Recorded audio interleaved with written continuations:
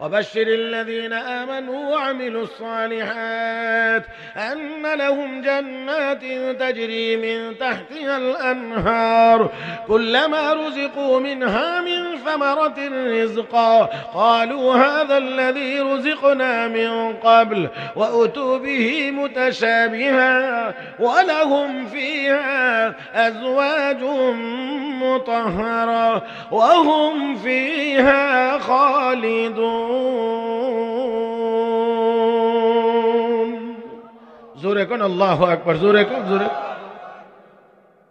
الله को হাবিব যারা ঈমানদার হবে নেককার হবে আপনি তাদেরকে এমন জান্নাতের সুসংবাদ দেন যে জান্নাতের তলদেশে নদীগুলো প্রবাহমান থাকবে চলমান তাজরি মিন তাহতিহাল আনহার যে জান্নাতের নিচ দিয়ে নদী প্রবাহমান থাকবে ও মুসলমান সেখানে চার প্রকারের নদী থাকবে কয় প্রকারের নদী চার প্রকারের নদী থাকবে রব্বে করিম বলেন মাসালুল জান্নাতিল্লাতী ওয়াইদাল মুত্তাকুন ফিহা আনহারুম মিন মাইন গায়রি আসিন ওয়া আনহারুম মিন লাবানিন লাম ইয়াতাগায়্যার তা'মুহু ওয়া আনহারুম মিন খামরিন লাযযাতিন লিশ-শারিবিন ওয়া আনহারুম মিন আসালিন মুসাফফা চিৎকার মেরে কোন আল্লাহু আকবার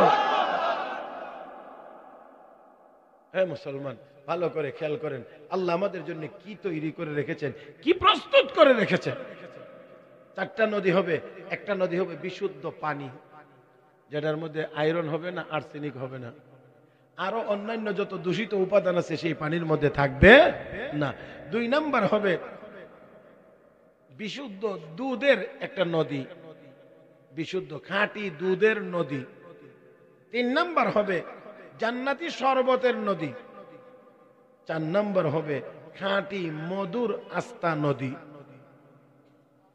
সুবহানাল্লাহ তারপরেও বলবেন দুনিয়াতে ভালো 1 কেজি মধু হয় না আমরা দুনিয়াতে 1 কেজি কিনবেন ভালো মানের খাঁটি মধু পাওয়া বড় কঠিন আর আল্লাহ বলেন আমি বিশুদ্ধ খাঁটি একদম ফ্রেশ মধুর একটা নদী বান্দা তোকে জান্নাতের ভিতরে দিয়ে দেব চিন্তা করা যায় কেমন জান্নাত আমাদের জন্য রেডি আছে অথচ সেই জান্নাতের কথা শয়তান আমাদেরকে এমন ভাবে ভুলাইয়া দিয়ে রাখছে যেন আমাদেরকে মানে জান্নাত বলতে কিছু নাই আমরা আজকে বর্তমান দুনিয়ার মানুষের চাল চলন দেখলে মনে হয় জান্নাত আবার কি সব দুনিয়া যার কারণে চুরি ডাকাতি দুর্নীতি চিন্তায় সুদ ঘুষ সবগুলো মুসলমানের মধ্যে ব্যাপক হারে ঢুকে গিয়েছে ব্যাপক হারে এমন ভাবে দুনিয়ার পিছনে আমরা পড়েছি অথচ আমার আল্লাহ জান্নাতের বিবরণ দিয়েছেন ওই জান্নাতের ভিতরে চার প্রকারের নদী প্রবাহমান আমি আপনাদের কাছ থেকে একটু আওয়াজ শুনতে চাইবো এমন নাজ ও নিয়ামতপূর্ণ জান্নাতে যাইবার কি মনে চায় না বলেন না মনে চায় না যাওয়ার দরকার নাই তার আগে ওই যাওয়ার আর না যাওয়ার আগের কথাটা এখন বলি সেটা হলো দুনিয়াতে কি সবাই আমরা থাকতে পারবো না সবাইকেই যাইতে হবে দুনিয়া তো থাকতে পারবো না এমন না যে আমার মন চায় না আমি জান্নাতে যাব না তাকে আমি দুনিয়াতে থেকে গেলাম এমন তো না আপনাকে দুনিয়া তো ছেড়েই দিতে হবে এবার আপনি জাহান্নামে যাবেন না জান্নাতে যাবেন এটা আপনার আমলের উপরে নির্ভর করবে अमल से जिंदगी बनती है जन्नत भी जहन्नम भी अमल से जिंदगी बनती है जन्नत भी जहन्नम भी ये खाकी अपनी फितरत में न नूरी है न नारी ও মুসলমান আমলের দ্বারা নির্ধারণ হবে আপনি জান্নাতে যাবেন না জাহান্নামে যাবেন আমার আল্লাহ তো আমাকে আপনাকে জান্নাতে যাওয়ার কথা বলেন ওয়াসারিউ ইলা মাগফিরাতিন মির রাব্বিকুম ওয়া জান্নাতিন আরদুহা আস-সামাওয়াতু ওয়াল আরদ উইদ্দাত লিল মুত্তাকিন এ দুনিয়ার মানুষ, জান্নাতের দিকে প্রতিযোগিতা লাগো, কে কার আগে জান্নাতে যাইতে পারো, এই জন্য প্রতিযোগিতামূলক ভাবে দৌড় দাও। এখন কথা হলো জান্নাত কোন দিকে দৌড়াইব, কোন দিকে? এই জন্য বলছি খেয়াল করে শোনেন, জান্নাতের দিকে যদি দৌড়াইতে হয় তাহলে দৌড় দিতে হবে মসজিদের দিকে, জান্নাতের দিকে যদি দৌড়াইতে হয় দৌড় দিতে হবে মাদ্রাসার দিকে, জান্নাতের দিকে যদি দৌড়াইতে হয় দৌড় দিতে হবে ওয়াজ তাফসীর মাহফিলগুলোর দিকে, জান্নাতের দিকে যদি দৌড়াইতে হয় মুসলমান তাহলে দৌড় দিতে হবে আল্লাহ ওয়ালা বুজুর্গদের দিকে, জান্নাতের দিকে যদি দৌড়াইতে হয় মুসলমান তাহলে দৌড় দিতে হবে প্রয়োজন বোধে হাতে লাঠি নিয়ে ইহুদি খ্রিস্টান কাফের বেঈমানদের মোকাবেলায় জিহাদের ময়দানে।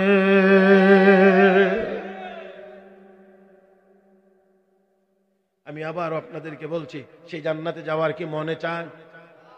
যাওয়ার কি দরকার নাই? বলেন যুবকেরা, সবার দরকার নাই? দুনিয়া থাকা যাবে না, দুনিয়া থেকে চলে যাইতে হবে। এরপরে আপনি কোথায় যাবেন? জাহান্নামে তো আমরা কেউ যাইতে চাই না, যাইতে চাই সবাই আমরা জান্নাতে। আল্লাহ আমাদের সবাইকে জান্নাত হিসেবে কবুল করুন, জোরে বলি আমিন। আমার ভাইয়েরা, আসুন বলছিলাম আয়াতে কারিমার যে অংশ আল্লাহ রাব্বুল আলামিন বলেন, মান আমিলা সালিহান ফালিনাফসি, যে ব্যক্তি নেক আমল করবে লাভ নিজের, উপকার নিজের হবে। এক নাম্বার লাভ কি হবে? আল্লাহ রাব্বুল আলামিন সমস্ত সৃষ্টি জগতের কাছে ওই লোকটাকে দামি বানায়া দিবেন, দামি বানায়া দিবেন। কে দামি বানান? আস্তে বলেন, কে দামি বানান?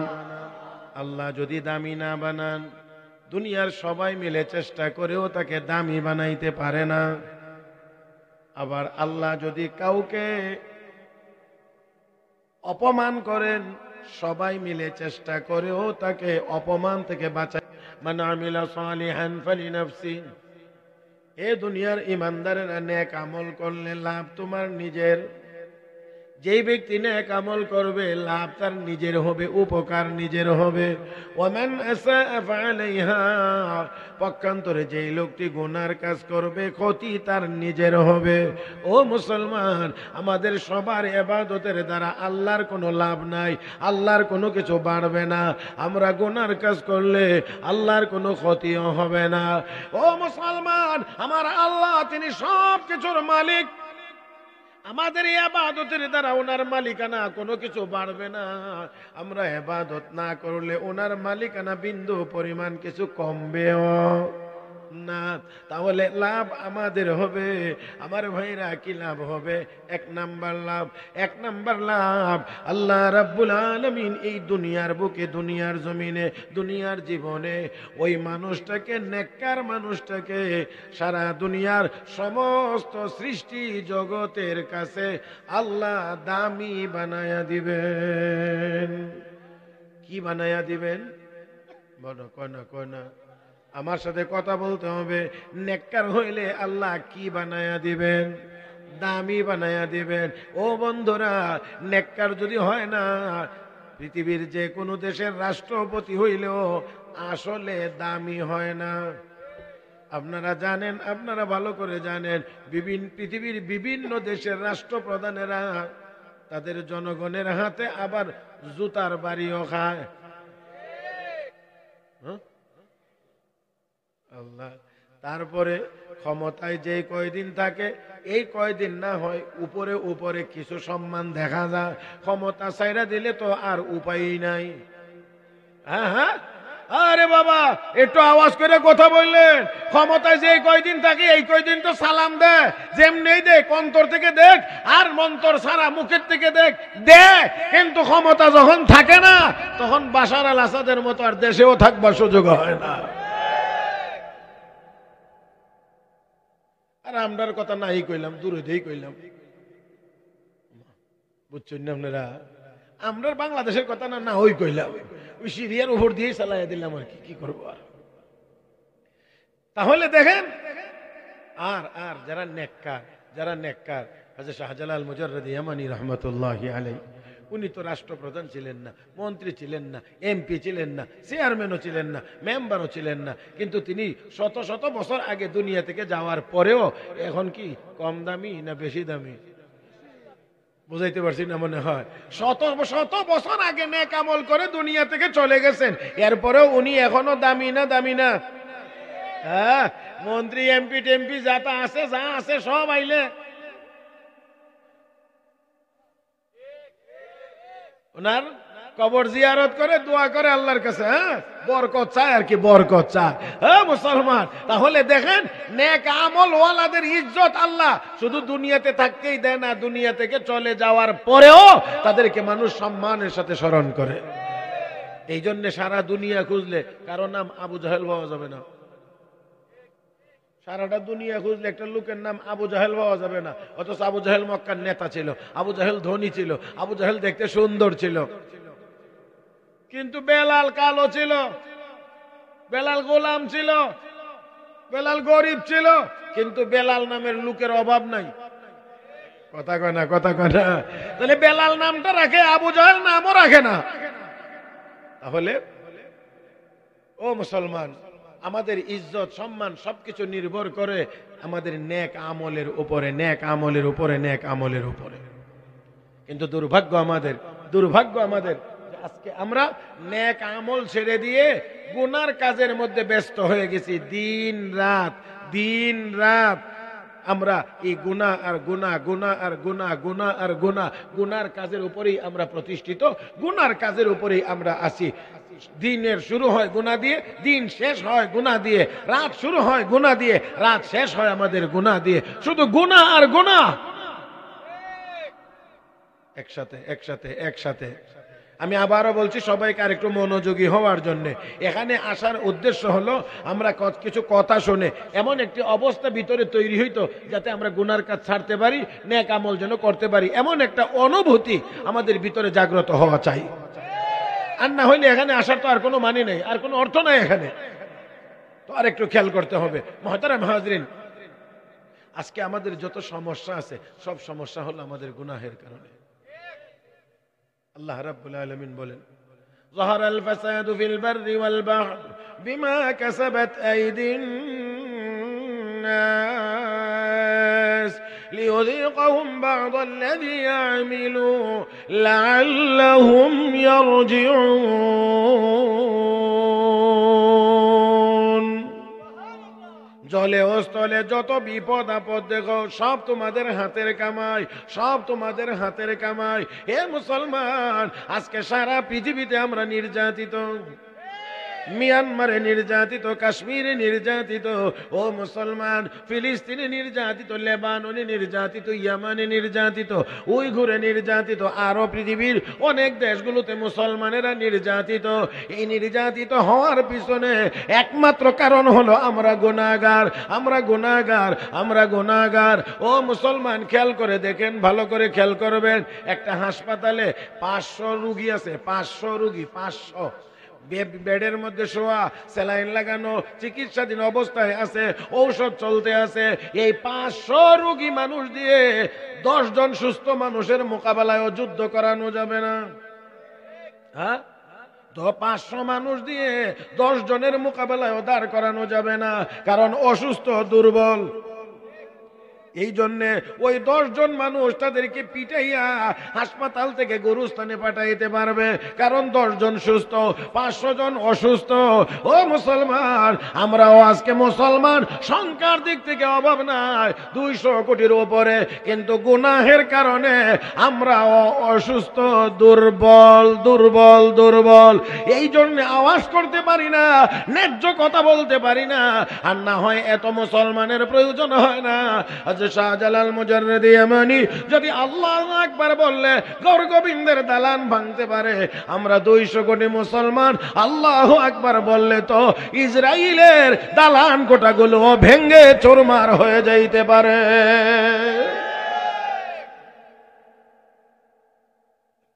আল্লাহ আমাদের সবাইকে বোঝার তৌফিক দান করুন।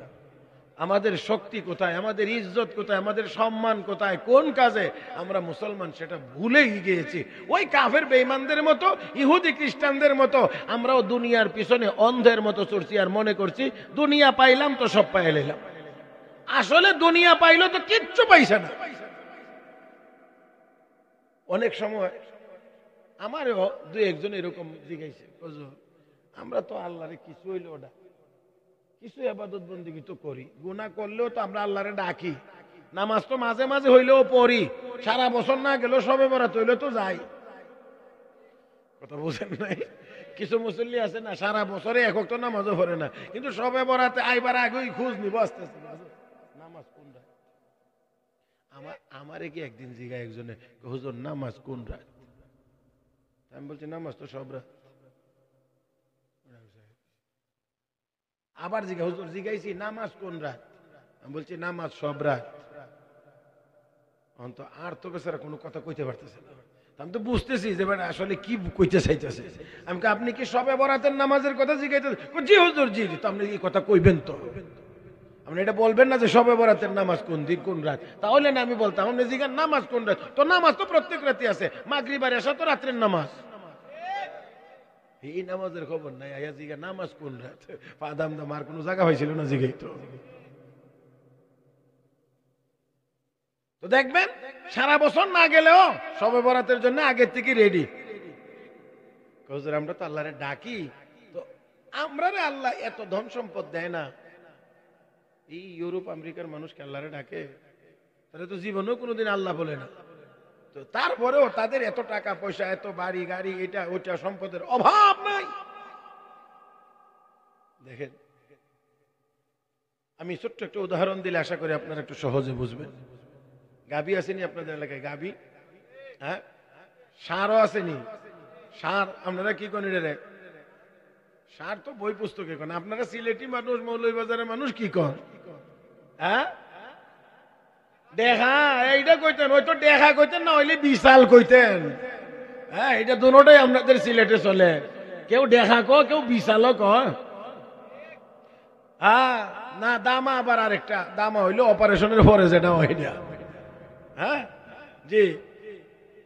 তো দেখেন এখন এই ষাঁড়ও আছে, গাভীও আছে। তবে গাভীর গলার মধ্যে রশি আছে, আবার সাথে একটা 10 হাত লম্বা রশি লাগাইয়া মাথার মধ্যে একটা খুঁটা আছে, এটা দিয়া বাড়ির খান্দা তো বাড়ির নামাত আশেপাশে খোঁটা দিয়া রাখে। গাভী এখানে ঘুরে ঘুরে ঘুরে ঘুরে রাখে। আর ষাঁড় যেটা, এটার গলার মধ্যে কোনো রশি টসি নেই, ফ্রি। হ্যাঁ, ফ্রি ছেড়ে দিছে।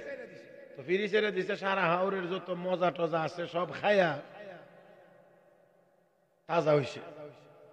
তো একদিন বিকালবেলা বাড়িতে আসতে গিয়ে ষাঁড়ে গাভীরে ক, এই মহিলা, এই বেটি, তুই প্রতি বছর মালিকরে একটা করে বাচ্চা দেস, ডেইলি 4-5 লিটার করে দুধ দেস, কিন্তু মালিক তো তোরে পছন্দ করে না। কেমনে বুঝলা? বুঝছি যে তোর এখানে গোটা দিয়ে রাখে, উদ্দুরের ভিতরে উদ্দুরের ভিতরে কামড়াইতে হয়, উদ্দুরের ভিতরে খাইতে হয়। তো এখানে কি কোনো মজার খানি আছে উদ্দুরের ভিতরে? আর আমারে দেখাস না একবারে ফ্রি ছেড়ে দিয়ে রাখছে, খায়া অল্প দিনে কি তাজা হইছি। গাভী উত্তর দে, ও বেটা এত বেশি বুঝছো না, ওখানে কি হইছে? আমার ওই মালিকে বেশি আদর করে, এই জন্যে মালিক আমারে বেশি দূরে যাইতে, চোখের আড়ালে যাইতে দেয় না, মালিকের বাড়ির খান্দাত রাখে। মাঝে মাঝে জানালার ফাঁক দিয়ে উকি দিয়ে দেখে আমি কই আছি কি করি। হ্যাঁ, আমরাও বুঝলাম না মুসলমান। আল্লাহ আমাদেরকেও কয় বেশি দূরে যাইস না, আমার ঘর মসজিদে যাইস, আমি আল্লাহ আরশে আজিম থেকে তোরে মাঝে মাঝে উকি মাইরা দেখি। আর ক তোমারে যে অল্প দিনে খাওয়ায়া তাজা বানাইছে কেন জানোনি? সামনের চাঁদের নাম কুরবানির চাঁদ। আপনারা মনে বুঝছেন না? তোমারে যে অল্প দিনে খাওয়ায়া তাজা বানাইতেছে, এই তাজা বানানোর অর্থ হইল আগামী চাঁদের নাম কুরবানির চাঁদ, এই জন্য তোমারে খাওয়ায়া তাজা বানাইতে আছে। আল্লাহ রাব্বুল আলামিনও এইভাবেই বলেন। দেখেন এই কথাটাই আল্লাহর কোরআনে আল্লাহ বলছেন, لا يغرنك تقلب الذين كفروا في البلاد متاع قليل ثم مأواهم جهنم وبئس المهاد। হে নবী, কাফের বেঈমানদের বাড়ি গাড়ি দালান কোঠা তাদের নড়াচড়া চলন বলন দেখে আপনি আপনার উম্মত যেন ধোঁকায় পড়ে না যান। মাতাউন কলিল, আমি আল্লাহ তাদেরকে সামান্য সম্পদ দিয়েছি। সামান্য, বেশি না সামান্য? বেশি না সামান্য? আল্লাহ বলেন মাতাউন কলিল, আমি সামান্য সম্পদ তাদেরকে দিয়েছি। সুম্মা মাওয়াহুম জাহান্নাম, অতঃপর তাদের ঠিকানা হবে জাহান্নাম। ওয়া বিসাল মিহাদ, আর জাহান্নাম কতই না নিকৃষ্ট জায়গা। হে মুসলমান, আমি আপনাদেরকে জিজ্ঞেস করি, জাহান্নামে কি কেউ যাইতে চাননি? কেউ রাজি আছেন জাহান্নামে যাইতে? কেউ রাজি না, কেউ রাজি না, কেউ রাজি না। তাহলে জাহান্নামে যারা, তাদের তো আর কোনো জায়গা নাই। ওয়া বিসাল মিহাদ, আমার আল্লাহ কতই না নিকৃষ্ট ঠিকানা তাদের। আর মুসলমান যারা হবে, ইন্নাল্লাযীনা আমানু ওয়া আমিলুস সালিহাত কানাত লাহুম জান্নাতুল ফিরদাউসি নুজুলা। রব্বে কারীম বলেন, এ দুনিয়ার মানুষ যারা ঈমানদার হবে, নেককার হবে, আমি আল্লাহ তাদেরকে জান্নাতুল ফিরদাউসের মেহমান বানাইব। তাহলে তাদের বাড়ি গাড়ি দালান কোঠা সামান্য দিছি আমি, সামান্য। এটাও সাথে নিয়ে যাওয়ার কোনো ব্যবস্থা নাই, রেখে যাইতে হবে সবাইকে। কথা কয় না? কেউ নিয়ে যাইতে পারবে না, রেখে যাইতে হবে। দুনিয়া কামাই করা যায়, নেওয়া যায় না। দুনিয়া কামাই করা যায়, জমানো যায়, নেওয়া যায় না। তো নিয়ে যাইতে পারবে না, খালি হাতে যাবে। আর বস জাহান্নাম হবে তার ঠিকানা, যেখানে চাইলেও এক বোতল ভালো পানি, ঠান্ডা পানি, শরবত তার জন্য ব্যবস্থা থাকবে না। সেখানে তার কিছুই নাই, শুধু কিছুই নাই, শুধু গরম গরম, তাপ তাপ তাপ তাপ তাপ তাপ, শুধু হিট আর হিট। এই আগুনে পড়বে, আগুনে পড়বে, আগুনে পড়বে। আর ইমানদার জান্নাতুল ফিরদাউসের মেহমান হবে, জান্নাতুল ফিরদাউসের মেহমান হবে। আল্লাহ এমন জান্নাতের মালিক বানাইবেন যে জান্নাতের তলদেশে 4 প্রকারের নদী প্রবাহমান থাকবে। 4 প্রকারের নদী প্রবাহমান থাকবে। জাহান্নামীরা চিল্লাইয়া চিল্লাইয়া 1 ফোঁটা পানি পান করার সুযোগ পাবে না। আর জান্নাতীদের জন্য 4 প্রকারের নদী আল্লাহ জান্নাতের তলদেশে প্রবাহমান করে দিবেন। এটা কখনোই হয় না, কখনোই হবে না, এটা হওয়ার মতো না। হয় না, হবে না, এটা হওয়ার মতো না। ও মুসলমান, আসুন আজকের এই সম্মেলন থেকে আমাদের প্রতিজ্ঞা হোক, আমরা আর গুনার কাজ করব না ইনশাআল্লাহ। সব জবানে বলি, সব জবানে বলি, কি হবে না? গুনার কাজ হবে না, গুনার কাজ হবে না, গুনার কাজ হবে না। আমরা নেক কাজ করব ইনশাআল্লাহ। আমি আপনাদেরকে ছোট ছোট 2-1টা নমুনা দেখাই। আল্লাহ সমস্ত মাখলুকের সামনে নেককার মানুষটাকে দামি বানায় দেন। হাদিস শরীফে আছে, আল্লাহ রাসূল সাল্লাল্লাহু আলাইহি সাল্লাম ঘোষণা করেছেন, আল্লাহ যদি কোনো মানুষকে মহব্বত করেন, ভালোবাসেন, তখন আল্লাহ জিবরাইল ফেরেশতাকে ডাকেন। ডেকে বলেন, জিবরাইল, আমি এই অমুকের ছেলে অমুক, তাকে আমি আল্লাহ মহব্বত করি, ভালোবাসি, তুমি জিবরাইলও তাকে ভালোবাসো। আর আসমানের সকল ফেরেশতাদের সামনে ঘোষণা দিয়ে দাও যে আল্লাহ এই ব্যক্তিটাকে ভালোবাসে। এই ফেরেশতারা, আমি জিবরাইলও ভালোবাসি। আল্লাহর নির্দেশ হলো তোমরা সবাই এই লোকটাকে ভালোবাসো। আল্লাহর নবী কয়, তখন আসমানের সকল ফেরেশতারা ওই লোকটাকে মহব্বত করতে থাকে, ভালোবাসতে থাকে। আস্তে আস্তে করে ওই আসমানওয়ালাদের মহব্বত জমিনওয়ালাদের কলবে আসতে থাকে। তখন জমিনওয়ালারাও ওই লোকটাকে মহব্বত করতে থাকে, সম্মান করতে থাকে। আর আমরা চাই জোর করে সম্মান আদায় করে নিতে। কথা বুঝেন নাই? দাপট আছে এলাকায়, সালাম টালাম দিতেছ না, এখন কি কয় না কয় এটা জানি না, একটা আওয়াজ হয় আর কি। আর হাতটা এমনি দেখা, জি ভাই সালাম, এও বুঝে যে মাশাআল্লাহ আমার সালাম দিছে। কথা বুঝেন না? হ্যাঁ, বেটা বুঝছে যে আমার সালাম দিছে। কিন্তু এই এতটুকুতেই প্রকৃত অর্থে তার হৃদয়ে সম্মান প্রকাশ পায় না আমার ভাইয়েরা। কিন্তু অনেক আল্লাহওয়ালা মানুষ আছে মসজিদের ইমাম আছে, আমাদের আপনাদের সকলের শ্রদ্ধেয় ব্যক্তিত্ব হযরত আকদাস হযরত মাওলানা শেখ আব্দুল সালাম সাহেব মুহাদ্দিসে জুরি দামাত বারাকাতুহুম, উনাকে যদি কেউ কারো বাড়িতে পায় তাহলে আপনাদের কি মনে হয়, বেজার হন না খুশি হন?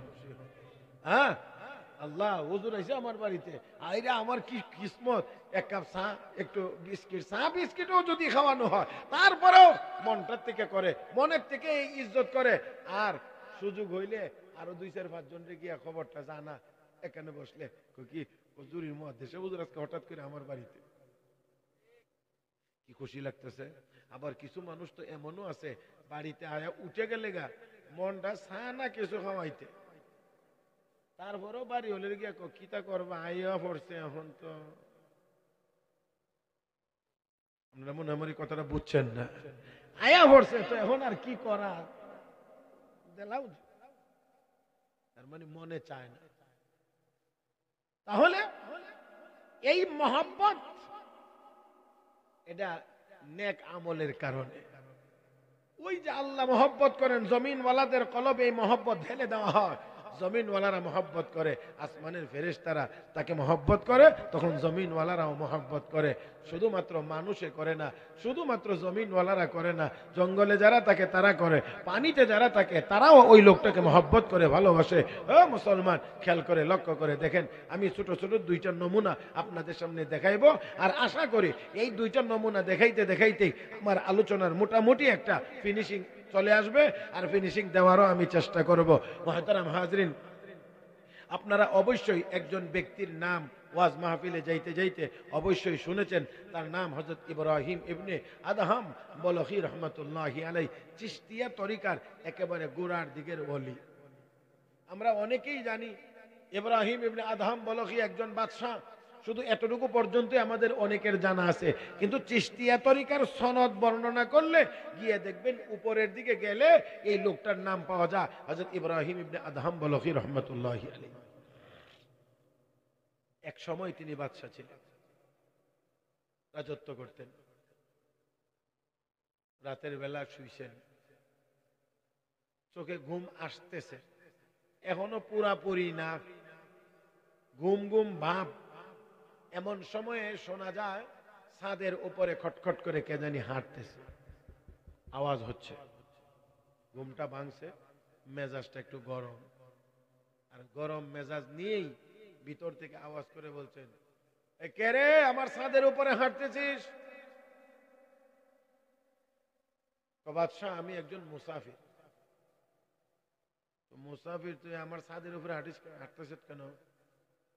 আমার একটা উট হারায় লেছি মরুভূমিতে, তালাশ করার জন্য আপনার ছাদের উপরে। আপনারা কথা বুঝেননি আমার, আপনার গরু কোনদিন ছাদের উপরে গেছে? উট ছাদের উপরে কেমনে যেত? উট থাকে মরুভূমিতে। এবার মেজাজটা ঠিক মতো গরম হয়েছে। বেয়াকুফ, নাদান, আহমক, মরুভূমির উট কি আমার ছাদের উপরে তালাশ করলে পাওয়া যায়? কথা তো ঠিক আছে। উনি খুব কড়া ভাষা ওই লোকটাকে বলতেছে, নাদান, বেয়াকুফ। আর উপর থেকে যে আওয়াজটা এসেছে, এই আওয়াজটা আসতে একেবারে মায়াবী কণ্ঠে, দরদি কণ্ঠে। বাদশাহ, মরুভূমিতে উট হারাইয়া আপনার ছাদের উপরে তালাশ করলে যদি পাওয়া যায় না, এটা যেমন অসম্ভব, আপনি যে নরম বিছানাতে ঘুমিয়েছেন, এত নরম বিছানায় ঘুমিয়ে থেকেও কোনদিন আল্লাহকে পাওয়া যাবে না। ও হেরা, নসিহতের জন্য বেশি কথার দরকার হয় না, হৃদয়ে লাগলে 1-2 কথার দ্বারাই পরিবর্তন হয়ে যায়। বড়ই হৃদয়গ্রাহী ভাবে কথাটা বলেছেন। আপনি এত নরম বিছানায় শুয়ে থেকে, ঘুমিয়ে থেকে আল্লাহকে পাওয়া যাবে না। আজকে তো আমাদেরও নরম বিছানা, 1 ফুট উঁচা জাজিম, কয় না 1 ফুট উঁচা জাজিম। ও মুসলমান, কিছু তোলার কিছু সোলা, এটার মধ্যে পড়লে শুধু স্প্রিং করে। এত নরম বিছানায় শুয়ে শুয়ে আল্লাহকেও পাওয়া যাবে। والذين يبيتون لربهم سجدا وقياما والذين يقولون ربنا اصرف عنا عذاب جهنم إن عذابها كان غراما إنها ساءت مستقرا ومقاما। আল্লাহর প্রিয় বান্দা বান্দি তারা যারা রাতের শেষ ভাগে উঠে উঠে আল্লাহর দরবারে নামাজে দাঁড়িয়ে যায়, যারা আল্লাহর কদমে সেজদায় পড়ে যায়, আর নামাজ শেষ করে আল্লাহর দরবারে হাত তুলে দোয়া করেন, মালিক রব্বানা আসরিফ আন্না আযাব জাহান্নাম, আল্লাহ আমাদেরকে জাহান্নামের আগুন থেকে বাঁচাও, জাহান্নামকে আমাদের কাছ থেকে দূরে সরাইয়া দাও। তারা হলো আল্লাহর পেয়ারা বান্দা বান্দি। ও মুসলমান, তারা রাতের শেষ ভাগে ঘুমায় না, শেষ ভাগে ঘুমায় না, আগে দিয়ে ঘুমায়, শেষ রাতে উঠে উঠে মালিকের দরবারে নামাজ পড়ে, সেজদায় পড়ে, আর আল্লাহর দরবারে হাত তুলে দোয়া মুনাজাতে কান্নাকাটি করে। আমার ভাইরা, আমার বন্ধুরা, কিন্তু আমাদের বদ অভ্যাস হয়েছে এখন আমরা আগ রাত্রে ঘুমাই না, শেষ রাত্রে গিয়ে ঘুমাই। তাহাজ্জুদ তো পরের কথা, ফজরেরও তো খবর থাকে, কয় না তাহাজ্জুদ তো পরের কথা, ফজরের নামাজও আমাদের নসিব হয়। এই জন্য এই অভ্যাস বদলাইতে হবে। ঘুম হবে আগ রাত্রে, মানে এশার নামাজের পরে, বিশেষ কোনো প্রয়োজন ছাড়া, আর ঘোরাগাড়ি না, আড্ডা না, ঘুমিয়ে পড়বো যাতে করে শেষ রাত্রে উঠা যায়, আর অন্তত পক্ষে ফজরের নামাজটা যেন কোনোভাবে কাজা হয়ে না যায়। কথা বলেন, ঠিক না? আল্লাহ আমাদের সবাইকে তৌফিক দান করুন, বলি আমিন। ভাই, যতই ওয়াজ শুনি, যত ওয়াজই শুনি না কেন, ওয়াজ শোনাটা তখনই গিয়া উপকারী হবে যখন আমরা 5 ওয়াক্তের নামাজ জামাতের সাথে আদায় করতে পারব। যতদিন পর্যন্ত 5 ওয়াক্তের নামাজই হতে পারবো না, যতদিন পর্যন্ত হারাম বর্জন করতে পারবো না, হালাল পথে চলতে পারবো না, ততদিন পর্যন্ত আসলে আমরা এই ওয়াজের সুফল পরিপূর্ণ পাব।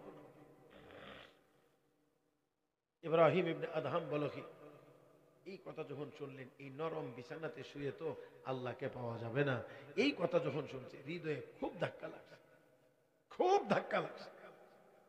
আসলে তো কথা ঠিক। আর প্রাসাদে থাকলেন না, ছেড়ে দিলেন প্রাসাদ, আল্লাহর খোঁজে বের হয়ে গেলেন। এবার মালিককে তো পেতেই হবে, এই জন্য বের হয়ে গেলেন। হযরত খাজা ফুজাইল ইবনে আয়াজ রাহমাতুল্লাহি আলাইহির কাছে গিয়ে বায়াত হইলেন, সবক নিলেন, জিকির আজকার তাসবিহ তাহলিল শুরু হলো। এবার পথ চলা শুরু হলো ভিন্নভাবে। মালিককে খুঁজে পেতে হবে। সেই মালিককে এমন ভাবে পাইলেন। ওনার মন্ত্রিসভার সাবেক সদস্যবৃন্দ একবার ওনার খোঁজ নেওয়ার জন্য বের হইলেন। জি দেখি ইব্রাহিম ইবনে আদহাম আমাদেরকে ছেড়ে চলে গেলেন, এখন উনি কোন অবস্থায় আছেন। খুঁজতে গিয়ে দেখলেন দাজলা নদীর কিনারায় বসে বসে শীত নিবারণের জন্য সুই সুতা দিয়ে কাঁথা সেলাইতে আছে। এক সময়ের বাদশাহ এখন নিজের শীত নিবারণের জন্য কাঁথা সেলাই, খেতা সেলাইতে আছে। মাথায় হাত, ডাক দিয়ে ও ইব্রাহিম, এই নিয়ে আপনার অবস্থা। সিংহাসন ছেড়ে দিয়ে চলে আসলেন, রাজত্ব ছেড়ে দিয়ে চলে আসলেন, আর আজকে আপনার এই দুরবস্থা। জলদি করে আসেন, আবার সিংহাসনে গিয়ে বসবেন, রাষ্ট্র পরিচালনা করবেন। ইব্রাহিম ইবনে আদহাম ডাক দিয়ে কয়, না, আমি আর ওই সিংহাসনে ফেরত যেতে চাই না। যেই সিংহাসনে গিয়ে বসে হুকুম করলে কেউ মানে না, কেউ শোনে না। কেউ যদি প্রশংসা করে কেউ তো আবার গালিও দেয়, কেউ যদি আদর করে কেউ তো আবার ঘৃণাও করে। এমন সিংহাসনে আর রাজত্বে আমি ফিরে যেতে চাই না। তোমরা একটু দেখে যাও আমার আল্লাহ আমাকে এখন কেমন রাজত্ব দান করেছেন। এই কথাটা বলেই উনি ওনার হাতের সুইটা নদীতে নিক্ষেপ করে দিয়েছেন। অতঃপর তিনি ডাক দিয়ে বলেন, রে নদীতে বসবাসকারী প্রাণীরা, তোমরা আমার সুইটা ফিরিয়ে দাও। শাইখুল হাদিস হযরত মাওলানা জাকারিয়া রাহমাতুল্লাহি আলাইহি তার কিতাবের মধ্যে লিখেছেন, হুকুম করতে দেরি হয়েছে 1000 মাস একটি করে স্বর্ণের সুই নিয়ে নদীর কিনারায় হাজির হতে দেরি হয় না। ও মুসলমান, 1000 মাস স্বর্ণের সুই নিয়ে নদীর কিনারায় চলে এসেছে। ইব্রাহিম ইবনে আদম বলো কি বলেন, না না, আমি তো স্বর্ণের সুই নিক্ষেপ করি নাই, আমি তো লোহার সুই নিক্ষেপ করেছিলাম, আমারটা কোথায়? এই কথা বললে ওনার নিক্ষেপ করা সুইটা আরেকটা মাছ ঠোঁটের মধ্যে করে নিয়ে ওনার হাতে পৌঁছায়া দিয়েছেন। চিৎকার মেরে কোন আল্লাহু আকবার। ও মুসলমান, আমি বলতে চাইছিলাম মানুষ যদি নেককার হয় তাহলে মর্যাদা আল্লাহ সকল মাখলুকের সামনে বাড়ায়া দেন। কেমন করে বাড়ায়া দেন? সমুদ্রের মাছ পর্যন্ত ওনার হুকুম করলে ওনার হুকুমে ওনার কাজ করে দেয়, ওনার হুকুম মানে। ও বন্ধুরা, আমরা আজকে নেক আমল করি না, আল্লাহর গোলামি করি না, এই জন্য দুনিয়ার কোন মাখলুক এখন আর আমাদের হুকুম মানে না। আমার ভাইরা, আমার বন্ধুরা, তাই আসুন বলছিলাম রব্বে কারীম বলেন, বান্দা বান্দিরে, মান আমিলা সালিহান ফালিনাফসিহি, যেই ব্যক্তি নেক আমল করবে তার নিজের উপকার হবে, ওয়া মান আসাআ ফালাইহা, পক্ষান্তরে যারা গুনার কাজ করবে ক্ষতি তার নিজের হবে। ও ভাইরা, মহিলা মাদ্রাসার মাহফিল, একজন মহিলার কথা আপনাদেরকে শোনাইতে চাই ছোট্ট করে। ও মুসলমান, লক্ষ্য করে দেখুন, হযরত শেখ আব্দুল ওয়াহিদ ইবনে যায়েদ রাহমাতুল্লাহি আলাইহি, হযরত শেখ আব্দুল ওয়াহিদ ইবনে যায়েদ রাহমাতুল্লাহি আলাইহি চিশতিয়া তরিকার বড় বুজুর্গ, বড় আল্লাহর ওলি, বড় আল্লাহর ওলি, বড় বুজুর্গ আল্লাহর ওলি। 3 রাত তাহাজ্জুদের নামাজ পড়ে একটা দোয়াই করেছেন, আল্লাহ আমি যদি জান্নাতি হই তাহলে দুনিয়ার একজন মহিলা আমার জান্নাতি জীবনের সঙ্গিনী হবে। ও মালিক, এই মহিলাটাকে দুনিয়ার জীবনেই আমি একবার দেখতে চাই। আল্লাহর পক্ষ থেকে ইলহাম হয়েছে, আব্দুল ওয়াহিদ, তোমার ওই জান্নাতি সঙ্গিনী মহিলাটার নাম মাইমুনা, দেশের বাড়ি হাবশা, কৌফার অমুক জঙ্গলে থাকে, এই মহিলাটাই হবে তোমার জান্নাতি জীবনের সঙ্গিনী। মন বড় আগ্রহ নিয়ে দেখার জন্য গেলেন। এলাকায় গিয়ে লোকদেরকে জিজ্ঞেস করেন, মাইমুনা নামে কোনো মহিলা কি এলাকায় আছে?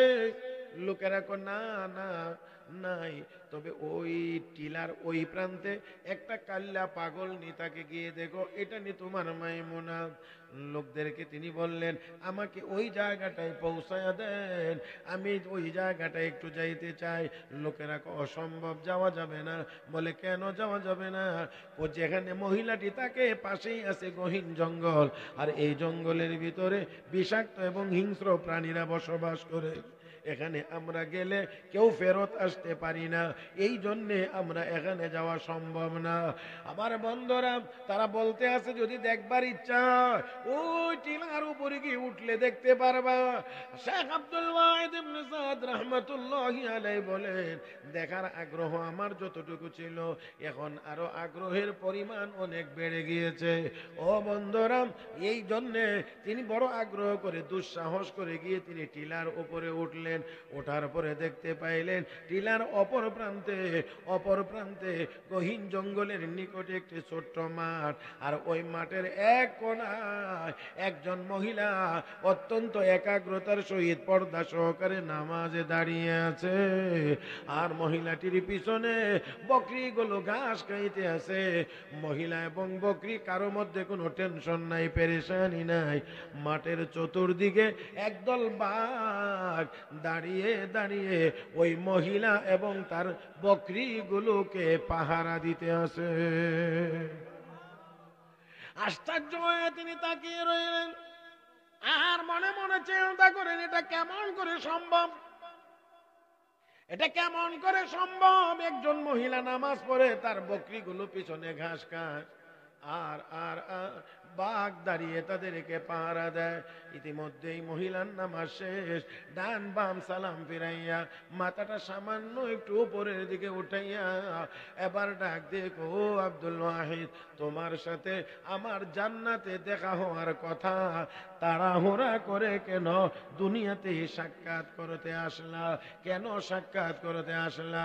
শেখ আব্দুল ওয়াহিদ ইবনে যায়েদ রাহমাতুল্লাহি আলাইহি ডেকে বলেন, মাইমুনা, জীবনে কোনোদিন তোমাকে আমি দেখি নাই, তুমিও কোনোদিন আমাকে দেখো নাই, চিনলা কেমন করে আমি আব্দুল ওয়াহিদ এখানে এসেছি?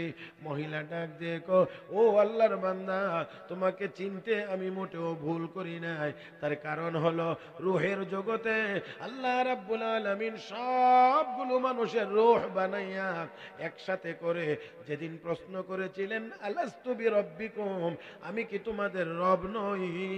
ওই দিন যে আমরা হ্যাঁ বলে জবাব দিয়েছিলাম, ওই জবাব দেওয়ার সময়ে তুমি আমার একেবারেই নিকটে ছিলা। ওই রূহের জগতে থাকা অবস্থায় আমি তোমাকে খুব ভালো করে চিনে রেখেছি। ও মাইমুনা, এই মর্যাদা তুমি কেমন করে অর্জন করলা? নামাজ পড়ো তুমি, বকরিগুলো ঘাস খায় আর বাঘ দাঁড়িয়ে দাঁড়িয়ে পাহারা দেয়। মহিলা ডাক দিয়ে, গো আব্দুল ওয়াহিদ, লম্বা সময় আমি তোমার সাথে কথা বলে আমি আমার নেক আমলের সময় নষ্ট করতে পারবো না। আল্লাহু আকবার বলেন। নেক আমলের সময় নষ্ট করতে পারবো না, তবে সংক্ষিপ্ত জবাবটা শুনে নাও। সংক্ষিপ্ত জবাব হলো, আল্লাহ তাআলা বান্দা বান্দিকে কিছু দায়িত্ব দিয়েছেন, আল্লাহ নিজেও কিছু দায়িত্ব পালন করেন। বান্দা বান্দির দায়িত্ব হলো আল্লাহর গোলামি করা, আল্লাহর ইবাদত করা, আর আল্লাহর দায়িত্ব হলো ওই বান্দা বান্দির জান মালের হেফাজত করা। আমি মাইমুনা ইবাদতের মাধ্যমে, নেক আমলের মাধ্যমে আমার দায়িত্ব পালন করতেছি, আর বাঘরে পাহারাদার বানাইয়া আমার জান মাল হেফাজত করে স্বয়ং আল্লাহ তার নিজের দায়িত্ব পালন করতেছে। আমার ভাইরা, আমার বন্ধুরা, তাহলে আসুন, নেককার হইলে লাভ আল্লাহর না বান্দার? হ্যাঁ হ্যাঁ হ্যাঁ, বলেন বলেন বলেন। নেককার হলে লাভ বান্দার, আল্লাহর কোনো লাভ নাই। গুনাহগার হলে ক্ষতি বান্দা বান্দির, আল্লাহর কোনো ক্ষতি নাই। তাই আসুন, তাই আসুন, তাই আসুন, আমরা গুনার কাজ যদি ছেড়ে দিয়ে নেককার আমরা হয়ে যাইতে পারি, নেককার যদি হয়ে যাইতে পারি, তাহলে অবশ্যই এই দুনিয়াতে আমরাও ইজ্জতের সাথে, সম্মানের সাথে চলতে পারবো, শান্তিময় জীবন লাভ করতে পারবো, পরকালে জান্নাত অর্জন করতে পারবো। পক্ষান্তরে যদি গুনাহগার আমরা হয়ে যাই, তো ওই রোগী মানুষ যেমন গুনাহের রোগে ধরার কারণে আমাদের অবস্থা হবে এমন, বিশ্ব দরবারে মাথা উঁচু করে দাঁড়াইতে পারবো না, আর পরকালে জাহান্নামের আগুনে জ্বলতে হবে। মুহতারাম হাজরিন, তাই আসুন, যেমন করে পুরুষদেরকে নেককার হওয়া লাগবে, ঠিক তেমনি ভাবে মহিলাদেরকেও নেককার হওয়া লাগবে। পুরুষদেরকে যেমন দিন সম্পর্কে জানতে হবে, মহিলাদেরকেও দিন শিখতে হবে, জানতে হবে। আর এই দিন মহিলাদেরকে, মেয়েদেরকে, আজকে যেই মেয়েটি ছোট্ট, আপনার মেয়ে, যেই মেয়েটি আপনার কোলে, আপনার মেয়ে, সেই মেয়েটি ভবিষ্যতের মা। কথা বুঝাইতে পারছি না? আপনার কুলে আজকে যেই মেয়েটা, এই মেয়েটাই ভবিষ্যতের মা।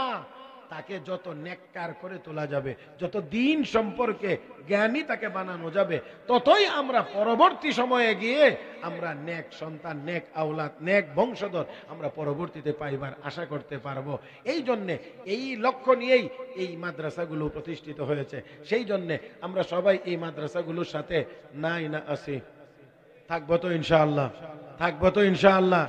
আমি আপনাদের কাছে এখন আর চাইবার মতো সেই সুযোগ আর নাই, আর সাহসও নাই। ওই দেখেন না, গল্লা উল্লা লইয়া যে বেটা আইসে, এ বেটা আপনাদের কাছ থেকে ইনশাআল্লাহ ঠিকঠাক মতো চাইবে। তবে তবে তবে এই মাদ্রাসার জন্যে, এই মাদ্রাসার জন্যে আমি, আমার ভাই হাফেজ আব্দুল নূর বাহুবলী দামাত বারাকাতুম, উনি চাওয়ার আগে আমি আপনাদের এই মাদ্রাসায়, ও আল্লাহর ওলি,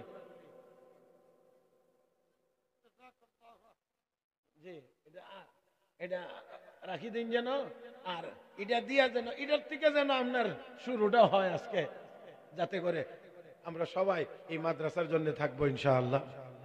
আস্তে কোন দেখি এই দ্বীনি প্রতিষ্ঠান, এই দ্বীনি প্রতিষ্ঠানকে কায়েম দায়েম রাখার জন্য জানে মালে আমরা থাকবো তো ইনশাআল্লাহ। মালিকরে দুটো হাত দেখায় দেয়, নারে তাকবীর। আল্লাহ তুমি সবগুলো হাতকে কবুল করো, মঞ্জুর করো। যা কিছু বলছি শুনছি, ভুল ভ্রান্তি হয়ে থাকলে আল্লাহ যেন মাফ করে দেন। আমলযোগ্য কথাগুলোর উপরে আল্লাহ যেন আমাদেরকে আমলের তৌফিক দান করেন।